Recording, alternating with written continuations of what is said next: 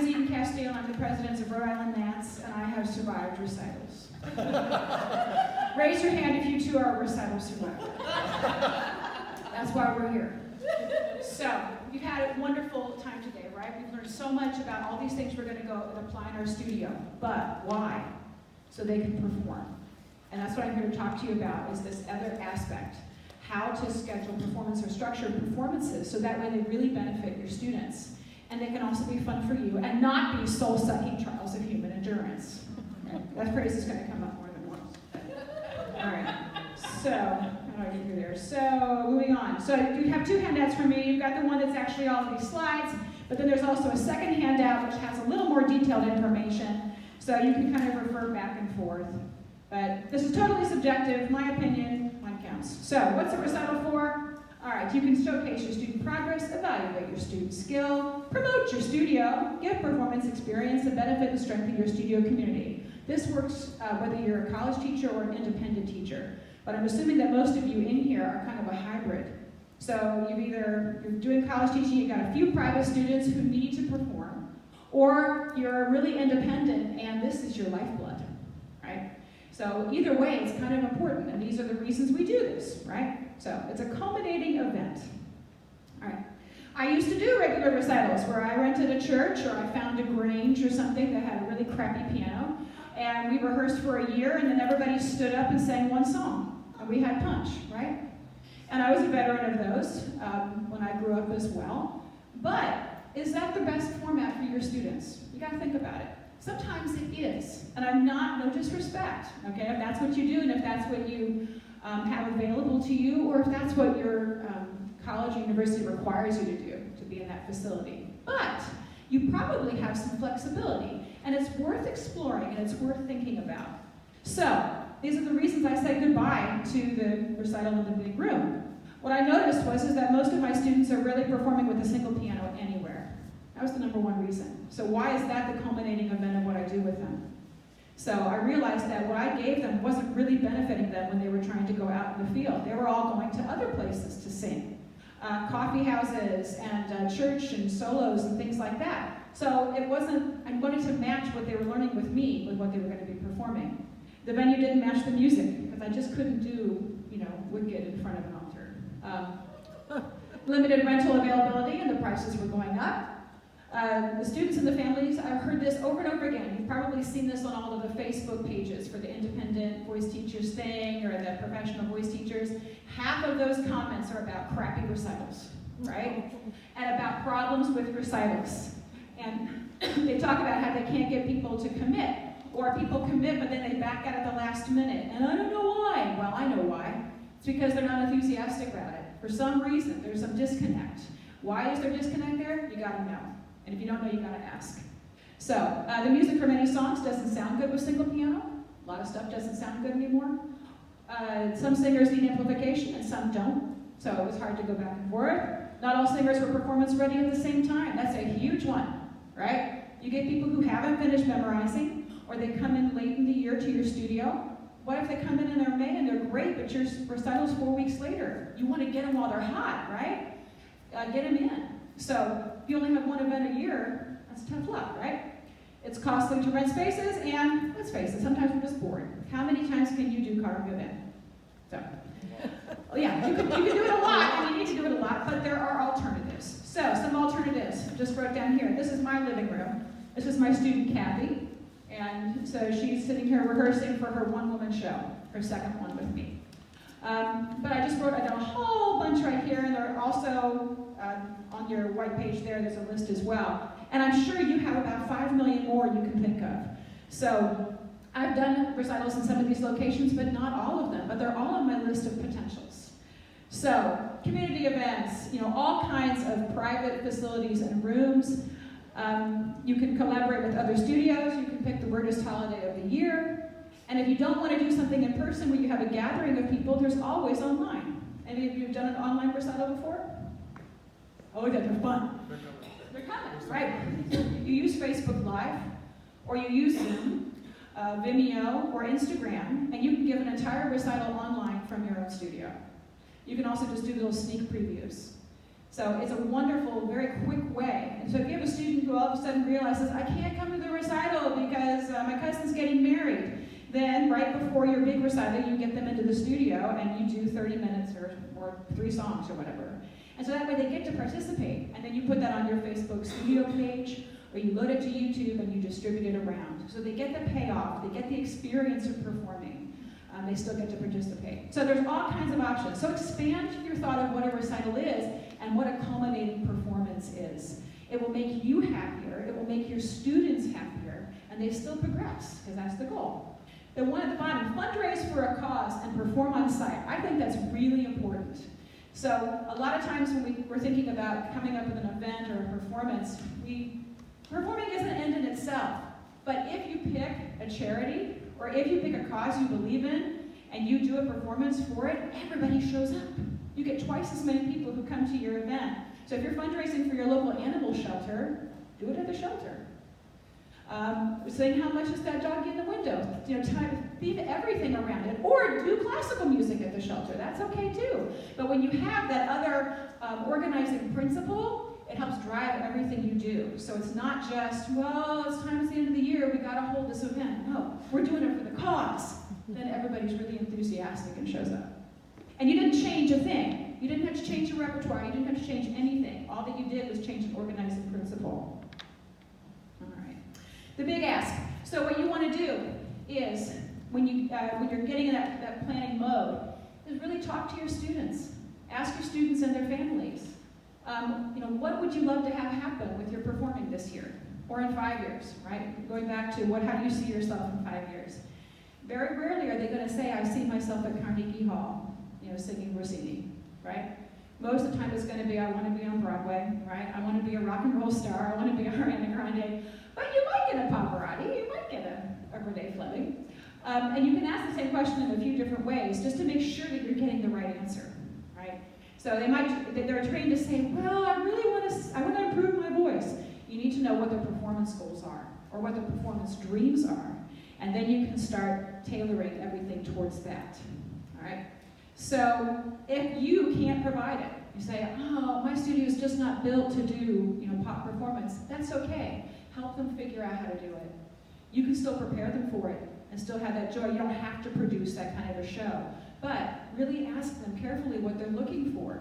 Make sure that you're serving the student and not just what you're comfortable doing, right? And if you're not comfortable, there are lots of friends and Nats who can help you with that and connect with you. Okay, so if you are already completely overwhelmed, there are a few things that you can try first. And I also put that on one of the sheets there. Try these things first.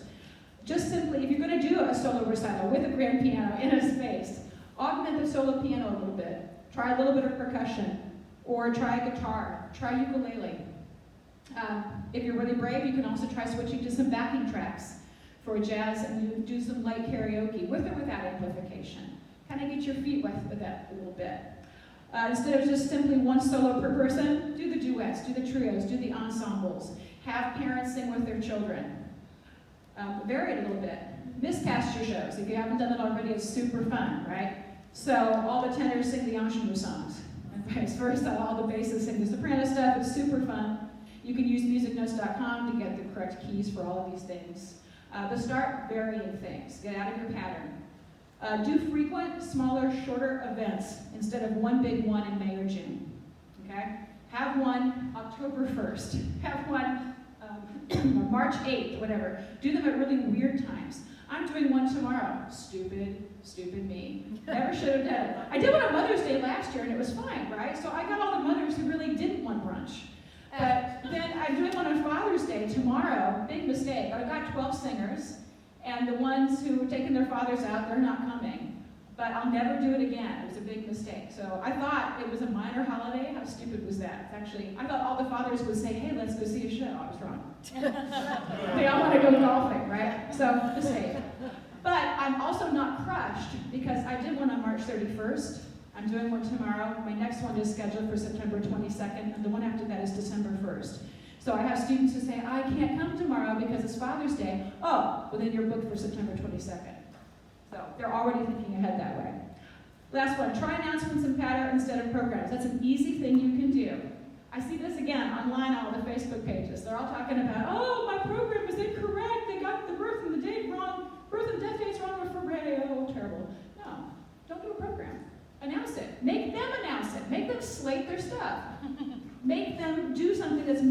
professional, because is there going to be a program with birth and death dates for Kismet? No. So make it seem more like what they're heading towards, okay? Coffee houses don't do programs. They have to get up and talk about it. So let them announce each other's things. Or if you have a student who's really terrified of singing, make them the MC, so that way they get the performing experience but aren't terrified.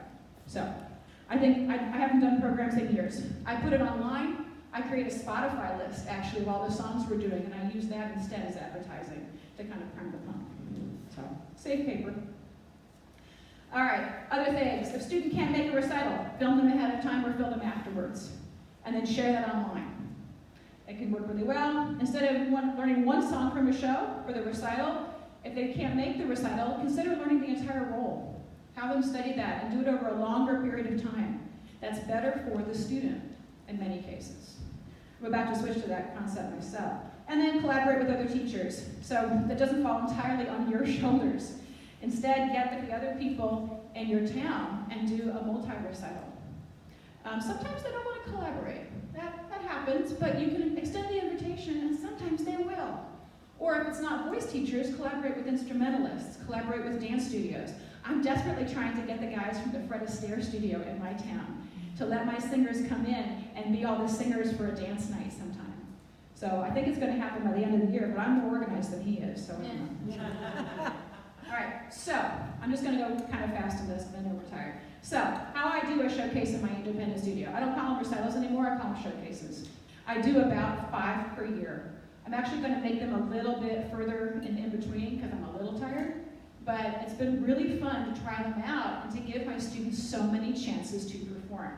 So they're they're culminating events, they're productions, they're kind of a hybrid. But we do in lessons geared towards them. Not everybody participates, but many do. I don't require participation. I have some students who are so busy performing elsewhere that they don't participate in mine. That's fine. And some who are really terrified about it. That's fine. So they can choose their level of participation. I do require them to pay in. So I charge a performance fee. I bundle it into a package, usually over several months or so. So that way it doesn't feel like it's a huge hit right away. But that helps cover the band, the venue, promotion costs, things like that, and make sure they have skin in the game. And I take that out about 8 weeks before the recital or the showcase, so it's already taken care of. Sometimes I have people who are just backup singers, and I charge them less. And they literally only sing backup. And that's a way for them to get their feet wet before they become a headliner. So I choose a theme. I try to make it broad and narrow. I give it a catchy name. I choose a day 6 months in advance. And I use, sometimes I poll in my Facebook group. I have a private Facebook group for my studio, so they can talk amongst themselves. Or sometimes I use SurveyMonkey. You can't see that there is SurveyMonkey, I think.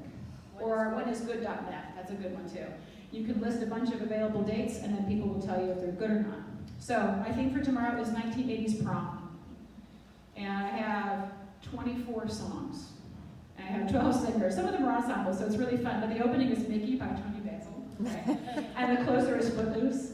So it's really fun. And my youngest singer is 12. She's doing Girls Just Want to Have Fun. And my oldest singer is 82. And she's doing Just the Two of Us by Bill Withers. I Just Called to Say I Love You by Stevie Wonder. And Sad Song Say So Much by Elton John. She said she's going to wear a tuxedo and a boater and a boa. She's so funny. Okay, so I put a couple of examples of the showcases I've done in the past year. These are 2 singers who did a duet together, Stephen and Maria. They're co-workers. I don't know if you can hear this. But this was at a student's house. This was an alternate location. This was her living room. She rolled up all of her rugs and put everything away. She had a little thing in the corner for the piano, and I hired a bassist from high school. My husband was the drummer, and I had somebody come in and film it. And I used this footage over and over again when I'm promoting my studio. People danced. And they're all from this Fred Astaire studio, right? So, but this is, it was fun because it was a living room and it felt really intimate and personal. But we rehearsed these songs and this counted as performance. But this is kind of what they wanted to do, right? So I gave them what they wanted. It was so much fun. It was so much fun. We call it Twist and Shout. So, and we ended with Twist and Shout. So I put these up on my website as well. I have several kind of clips from my students. Not everybody, but ones that were fun we have. So there's one. This is a teenager, Hazel. And her sister is a really good musical theater student who's at Western Connecticut, right? And so Hazel was the quiet one, the quiet, shy one. And she said, I play piano a little. I said, you heard of Carole King? And she said, oh, who? So we ended up working on this, and so she sat at the piano and she performed with the band. That was another thing we could offer her because it wasn't the traditional format. So I taught her how to lead a band and how to perform with them. And it was a highlight. Her mother just cried buckets, right? So she's back to singing musical theater, but she did this, right? And we talked about, of course, how singing pop really helps with musical theater. She's what, 15? So cute. So she had great fun. She was a sweetheart. That's on my website too. All right, so what I do to create these things, basically it gives enthusiasm, it gets people excited. It's one thing to say, hey, come to the recital. I do a lot of marketing for this because I'm an independent studio person and my business rises and falls on who's showing up to my door, right? Who comes for lessons, who's coming to see these performances. So I try to make them attractive. So I do a bunch of really stupid, silly things to make them attractive through social media. One of the things I do is I create videos. I use iMovie. So this is the one for the prom tomorrow night. This is from my yearbook.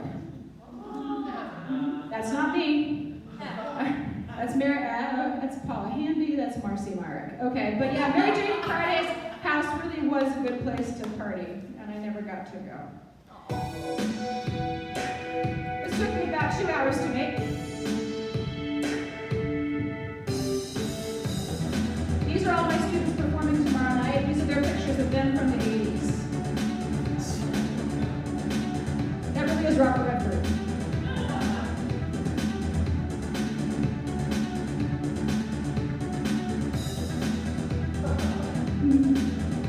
That's me. Bassist, sax player, husband, guitarist.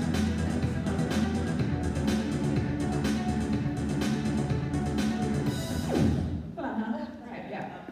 So it took me a little while, but it kind of makes you think, right? So I get all that information out about the theme, about who's involved. They all start sharing that. It gets them very excited and they're kind of participating in the process. And we had to be in a lot of communication with each other about what pictures are you showing in, and of course they all told me stories about it. So it became a wonderful way of getting to know them better and increasing that sense of studio community. So that was fun. We were going to do it on a patio outside of a local theater, but since it's raining tomorrow, it's going to be happening in my house. I'm not real thrilled, but it is what it is. So this one was actually at a jazz club nearby. This is where I do most of mine. This was in March. This is called Something Good. And this is footage from them rehearsing and performing.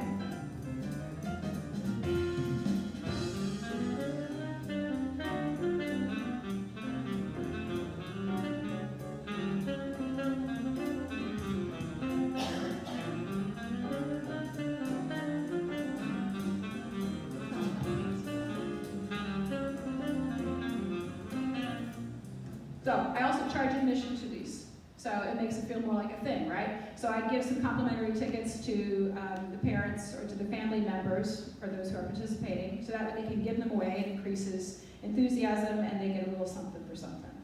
But that's a really fun place to go. So what else can I tell you? This is how I do it, just to give you some ideas. And I have so much fun doing this, I kind of don't ever want to do something else. I'm going to do a classical tea in August with my students who are still more classically based. And that's going to be really quiet and casual. We are not ready to do a big thing. But these are really fun.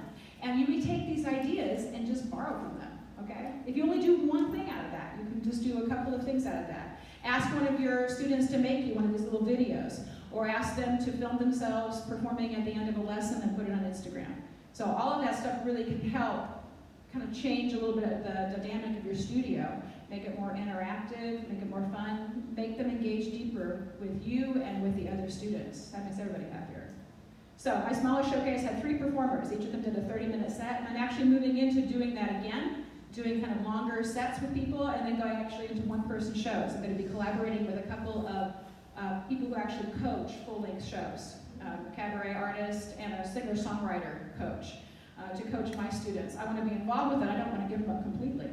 So we're going to do it together. And my biggest one was 15. That was the dance tunes. It's also good to do kind of a headliner and friends format. So that way, if you have a singer who's really gone through a lot of repertoire and they're ready to share it, make them the headliner. And then if you have some other singers who have just a few things ready to go, then it could be Wendy and friends. Wendy's the headliner, she gets 30 minutes, and then the friends kind of, are her warm-up act, and then maybe they back her up with their ensemble and a few other things. So you can do that with any style of music. So that way everybody gets to participate at the level at which they're comfortable. What I do to do these things is I secure a venue about 6 months in advance if I can. That way it's decided. The venue, I try to make it complement the repertoire. So I do it in 2 places right now. I'll never use that patio again because weather, but I do this local place that holds about 100 people, or I do my living room because I have a nice kind of 1970s sunken living room, and it's kind of an intimate, it feels very mid-century vibing. I recruit players through my high school, through the local music store in my town, through colleges, through recommendations from my musician friends. I hire an audio engineer. I usually use one from the venue, or I have a high schooler who's really good at that. Chances are very good in your own studio. You've got a high schooler who's good at that. So use them, pay them. I'm paying the kid tomorrow in lessons. So I'll coach him in the fall for the musical auditions because he's going to be a senior in high school. But I saw that he was so good at EQing and doing such a wonderful job at my last one. I recommended him for a job. He got a job doing audio engineering at this local watering hole. So he needs the money. It's helping him pay for college. I also hire a videographer. I'm married to a photographer, so he knows people. And he did help me film these things. So I know I have really good video of what I do. And I appreciate it. But tomorrow night, he's out of town. He's taking his dad out to dinner. So I'm using my phone and my iPad. I'm using a program called Switcher Studio to actually film it in 2 locations. I'm going to try to actually broadcast it live if I can. I've done that previously, where I've done Facebook Live, where I've used Switcher because the quality's really good. I think that's that nice sense of a community again, and immediacy. And I love it when people text in that they're watching from California or they're watching all over. And then often you hear that in recitals, oh, Grandma can't come, she's busy. Can we get a video? Grandma can watch it live. They love that. For graphic design, I do it myself, but again, that's something that you could easily get somebody to help you do, or you could use Fiverr. And then I sell ticket sales through brown paper tickets. When I'm doing my prep for songs, I make a Spotify list for inspiration, and then as we choose songs, they go on that Spotify list. I take student suggestions, but I get the final say. I can often tell them, you know what, I can't get a band to do under pressure, sorry. So we don't do that. I look for places for everybody to collaborate, so that way, and that's not the same thing as just saying it's going to be a group number. I look for places to stick people in with other people, so that way they get to know each other and they're invested. We're supposed to be memorized about 8 weeks before, or at least have chosen repertoire, but I got people, last night they were at rehearsal still using their phones and were ready to bite their heads off, but can't help it. I use Dropbox to put in all of my charts for the band and the singers. And then about 3 or 4 weeks beforehand, I start having what's called happy hour. So on Friday nights, for about 2 hours or so, you can come over to my house, and I get out my microphones and my amps, and I sit there and play through the music. And you just get to practice your microphone technique. You get to stand and sing in front of 3 people. So if you're terrified, it's only in front of 3 people. Then the next week, it's probably in front of 6. And we do that several times. Sometimes I video those, so that way they get used to that feeling of performing. So that way, not everything is riding on one time. Okay, takes that pressure away. All right, so promotion, I use Canva to create my flyers and my postcards. I create a Facebook event. I require my performers to kind of come and help, but really they're pretty good about it. I do that video commercial, and I would be prepared to, I have a production budget as a separate line item for my business, so that way I pay my musicians from it. And if I had other expenses specifically related to these things, I would pay from there. All right, so these are some of the things I've created for online. It was not hard. Took me, about maybe 25 minutes or so to either post on my wall or through canva.com. And then the final rehearsal, which I had last night, we rehearsed with the full band. We practiced our pattern and everything. I got one guy who's 68, he's doing I Melt With You, right, by Modern English. So he made a big deal at one of the happy hours about saying, hey, I researched this song. He's a retired engineer, right? And so he said, did you know that this song is actually about nuclear war? Really? Yeah. Well, they were talking about it, as an anti-war song and why, they didn't want to melt. I said, please don't say that in your pattern. Please don't say that in your pattern. But he just can't help it, right? So he said it last night at the final rehearsal. He scratched the itch. He's done. Attendance is required. But wasn't it good to find it out then? I'm so glad I found it out then, because he could be a killjoy if he had to be. I love him. He's a great guy. But attendance is required unless there is a calamity. One person had a calamity last night, but otherwise it's required. Have food, have drinks, it helps. We often would cut our songs. We would just start with the intro, we'd hit a verse, and then the outro to make it a little faster. And the only thing I do on that night is I will cut things if they're not going well, not prepared for some reason, but I don't add anything else on. I tend to do Sunday nights at 6 p.m. because, again, it's an unusual time, and that way it has less conflict with everything else. I do a sound check 2 hours before the downbeat. I have a parent who takes tickets, but most of that happens through will call. Tomorrow night's free. Bring snacks, bring booze, bring a cake. I try to keep it 2 hours and 30 minutes, for even including the intermission, as much as possible. So tomorrow night will probably go like 2:45 or so. And I'm going to broadcast it live. And then when it's over, I like to make sure I have that document and that video. And then I used to send them out to the students, like, when they showed up. A month later, my audio engineer would be done, my video engineer would send all these. And then I would get these anguished emails. I saw my video. Oh my God, why didn't you tell me my lipstick looked like that? So I know better now. Instead, we have another get-together, and it's another chance for community, where we actually watch them together. So that way because things are different when you're watching the video, right? You have that high from seeing it live and doing it live. But I do want them to notice a few things. So they have a month go by, they have it all in burnished memory, and then we watch the video together, or we create a watch party, and we watch them together online. So that way they can get some more learning out of it when it's over. That's basically it. So that's how I do those things. This handout I have right here is kind of more of the same. I listed just things to consider, but basically ask your students what they want. The music sources down at the bottom, those are just the places where I go to find all the music because my students come up with this weird stuff I've never heard of before. And some of those you've already heard of today, but they're kind of all over the map. So some things are good for music, some are for pop, some are for jazz, and some are for classical. But I'm assuming many of them are known to you, but if they're not, they're right here. So thank you all very much.